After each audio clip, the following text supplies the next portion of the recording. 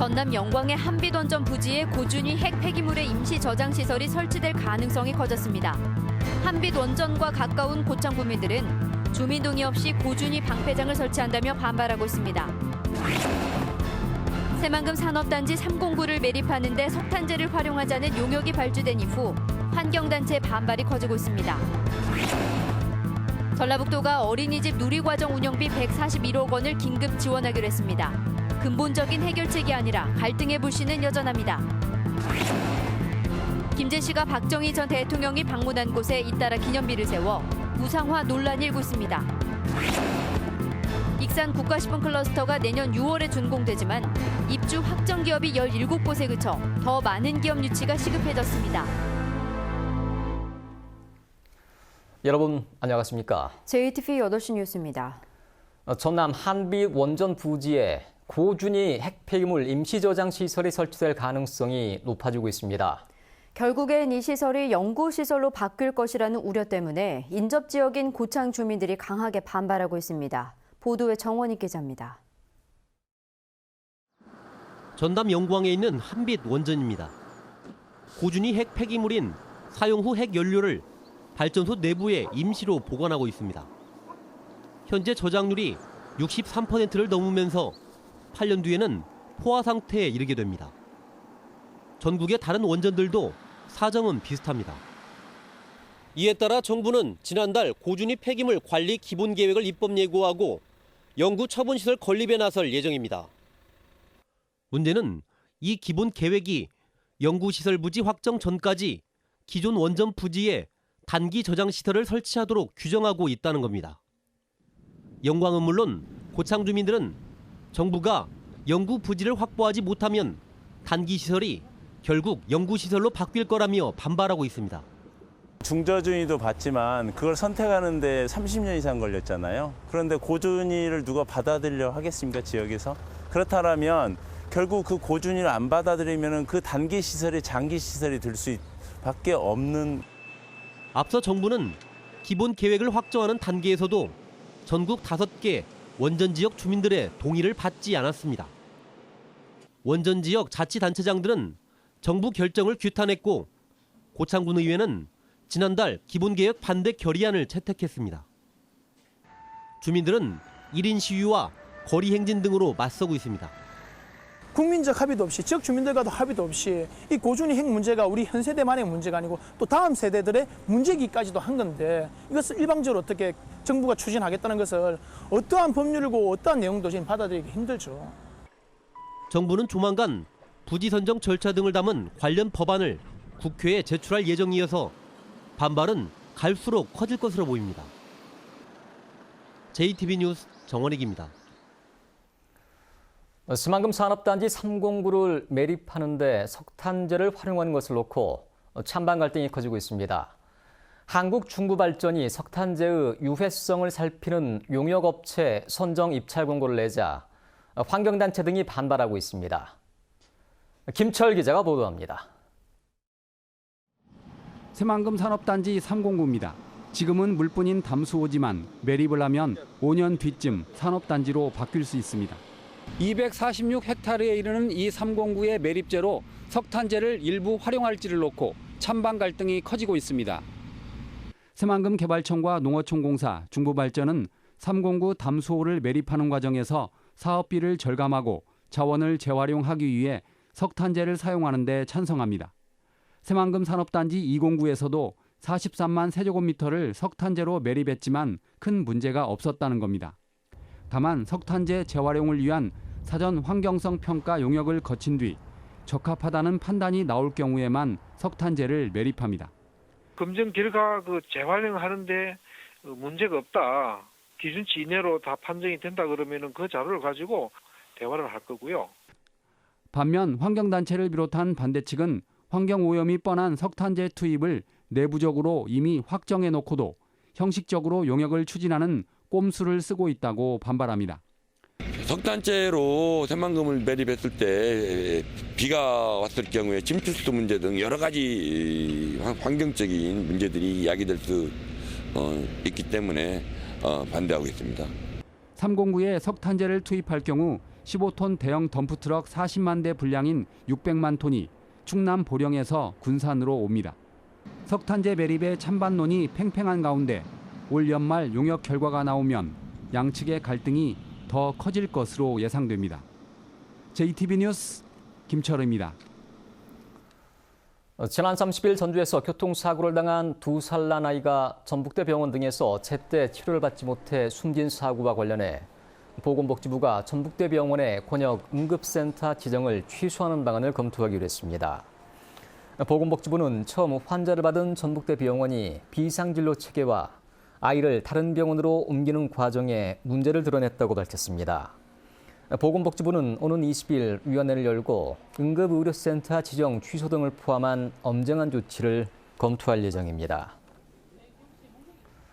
어제 전주에서 열린 국민연금공단 국정감사에서 새누리당이 기금운용본부 전주 이전의 재검토를 주장한 것과 관련해 야당의 반발이 이어지고 있습니다. 더불어민주당과 국민의당은 지난 4월 총선으로 여소야대가 실현돼 국민연금법을 고칠 수 없기 때문에 기금운용본부의 전주 이전이 확정됐는데도 여당이 억지를 부리고 있다며 새누리당은 기금운용 인력의 초우와 정주 여건 개선에 힘쓰라고 비판했습니다. 또한 전북 애양운동본부는 새누리당이 추가로 기금운용본부의 전주 이전을 언급하면 집단 행동에 나서겠다고 경고했습니다. 전라북도가 어린이집 누리과정 운영비를 긴급 지원하기로 했습니다. 당장 보육대란의 급한 불은 껐지만 근본적인 해결 방안이 아니어서 갈등의 불씨는 여전합니다. 조창현 기자의 보도입니다. 전라북도가 어린이집 누리과정 운영비를 긴급 지원하기로 했습니다. 지원액은 4월부터 연말까지 운영비 141억 원입니다. 이미 지급한 3월까지의 운영비를 포함하면 총 188억 원을 전액 지원하는 것입니다. 우선 보육 대란의 파국을 막기 위하여 도의회와 사전 협의를 거쳐 연말까지의 9개월분 누리과정 운영비 141억 원을 한시적으로 지원하기로 결정하였습니다. 전북교육청은 기관 간 예산 편성의 법적 책임 문제를 떠나 어린이집의 당면한 어려움을 해결할 수 있다는 점에서 다행스럽다는 입장입니다. 전라북도의 예산 지원과 관련해 사실상 양해 또는 묵인하겠다는 의미로 해석됩니다. 법률적인 부분들이 다 걸려있기 때문에 그 부분이 해소가 되지 않는 한 저희 교육청의 입장은 변화가 없을 것 같습니다. 그럼에도 불구하고 어린이집의 어려움을 해결하고자 도가 나서준 거에 대해서는 참 다행스럽게 생각합니다. 전라북도의 긴급 예산 지원으로 보육 대란의 급한 불은 끌 수 있게 됐습니다. 하지만 근본적인 문제가 해결된 게 아니어서 갈등의 불씨는 여전합니다. 김승환 교육감은 정부의 별도 지원이 없으면 내년에도 누리 예산을 편성하지 않겠다고 밝혔습니다. 박근혜 정부는 해마다 반복되는 누리과정 파행을 막기 위해 누리과정 예산의 별도 편성과 부처 간의 대립과 갈등 해결을 위한 특단의 대책을 마련할 것을 촉구하며 도교육청이 누리 예산 편성을 끝까지 거부할 경우 전라북도가 지급한 188억 원의 운영비를 어떻게 처리할지도 변수여서 연말 예산안 처리 과정에서 진통이 예상됩니다. JTB 뉴스 조창인입니다. 전주 등 전남북 7개 시군이 전라선 KTX 운행을 늘리는 데 공동 대응하기로 했습니다. 전주시는 남원과 여수, 순천과 광양, 곡성과 구례 등 7개 시군과 함께 오는 13일 실무회의를 열어 전라선 KTX 운행을 늘리기 위한 시장군수 협의체 구성 방안을 논의하기로 했습니다.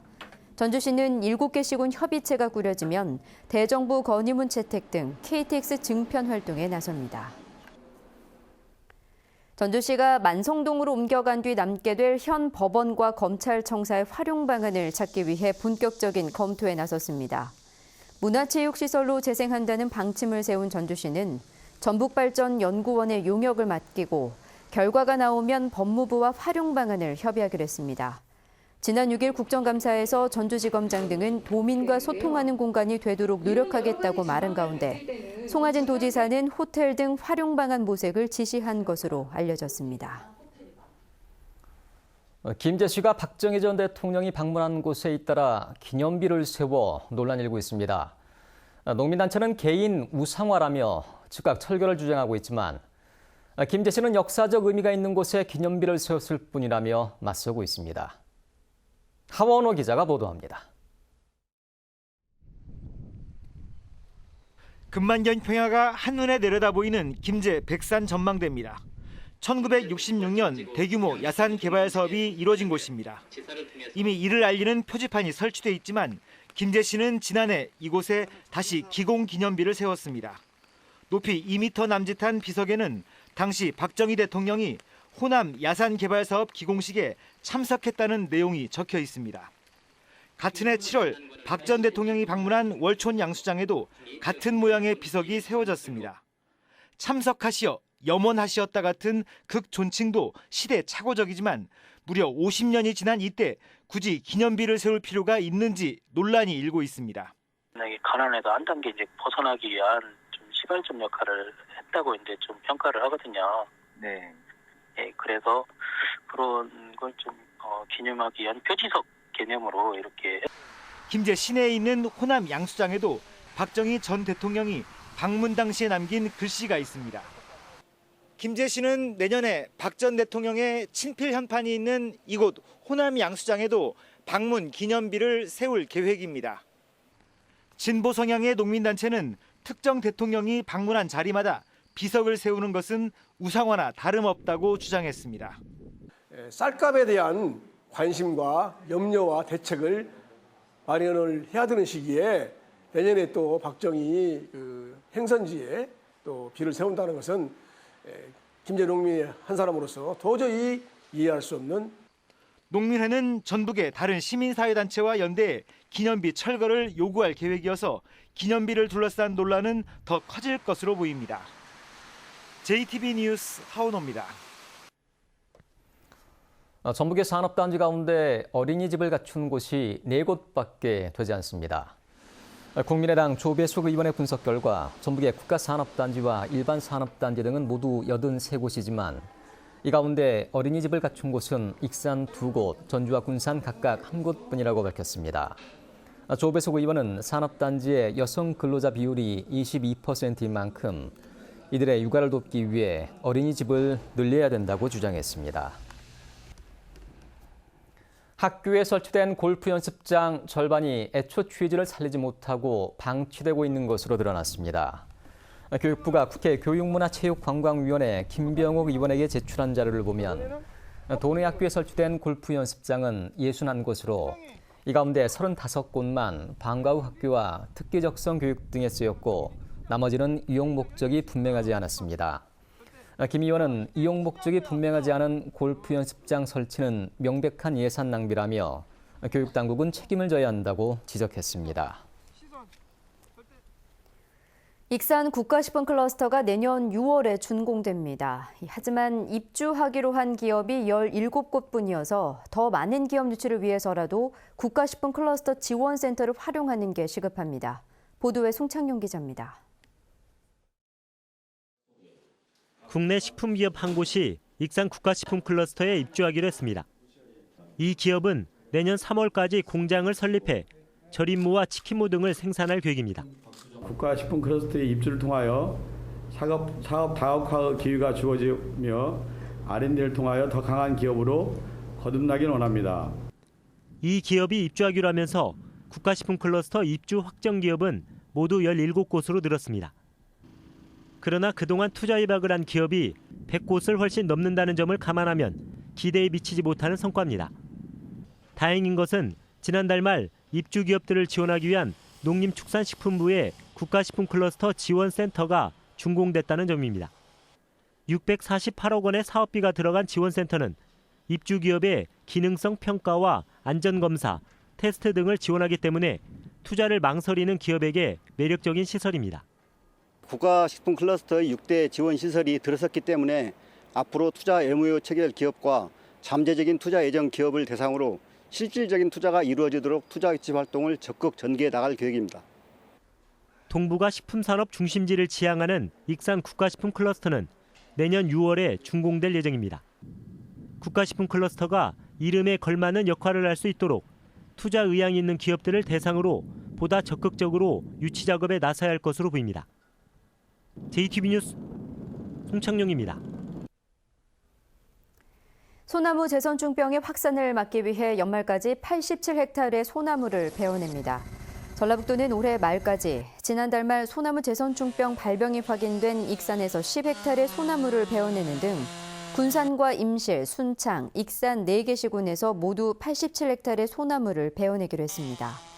이와 함께 임실 국립호국원과 군산 청암산 주변 등 보존 가치가 큰 산림에 예방 나무 주사를 놓기로 했습니다. 내년 대선을 앞두고 여야가 호남 민심을 붙잡기 위해 잇따라 호남특별위원회를 구성합니다. 더불어민주당은 호남 지지율 회복을 위해 호남특별위원회를 설치했다며 위원장은 추미애 당대표가 맡고 김현미 예산결산위원장 등을 투입할 것이라고 밝혔습니다. 더민주는 다음 주쯤 특위 차원의 호남 방문을 추진할 것으로 알려졌습니다. 이와 함께 새누리당도 정운천 의원 등을 중심으로 호남 특위를 준비하고 있어 호남 민심을 붙잡기 위한 여야 경쟁이 달아오를 것으로 보입니다.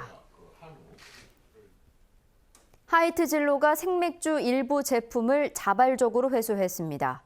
하이트진로는 최근 생맥주에서 역한 냄새가 난다는 소비자 불만에 대해 확인한 결과 지난달 전주 공장에서 생산된 생맥주 가운데 일부 제품의 용기가 불량한 것으로 드러났다고 밝혔습니다.